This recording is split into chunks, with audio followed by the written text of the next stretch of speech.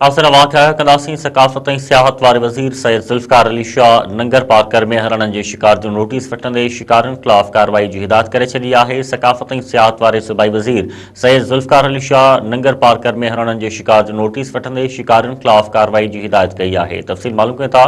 उस्मान ख़ासि के लिए टेलीफोन लाइन ते मौजूद आहे। उस्मान, कहिड़ा तफ़सील आहिनि, आगाह कजो।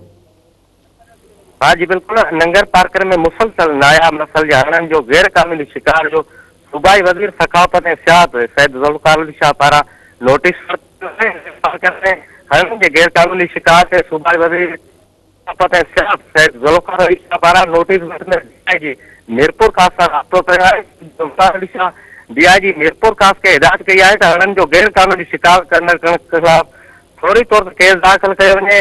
जॾहिं उन्हनि शिकारनि जॾहिं सोहनत करणु सख्त कानूनी कार्रवाई कई वञे। संदन चवण हो त हरण ऐं मोर थर जे नायाब नस्ल जा ख़ूबसूरत जेके उहो आहिनि, हिते जा सूं आहे, उन ख़िलाफ़ जेको मुसलसल शिकार थींदो रहियो आहे। हितां जा मक़ामी माण्हू ॿार जा जेके ते मुलवस रहिया आहिनि, उन्हनि ख़िलाफ़ कानूनी कार्रवाई न थियण सबबि हितां जेके नायाब नस्ल जा हरण आहिनि उन्हनि जो गैर कानूनी शिकार बसि दस्तूर जारी आहे। जॾहिं मक़ामी माण्हुनि खे घुर्जे ते शिकार करण जूं शिकायतूं फौरी तौर ते अॼु जी पुलिस खे ॾिनियूं वञनि। जॾहिं ज़ुल्फ़िकार अली शाह चयो आहे त हरणनि जी जे लाइ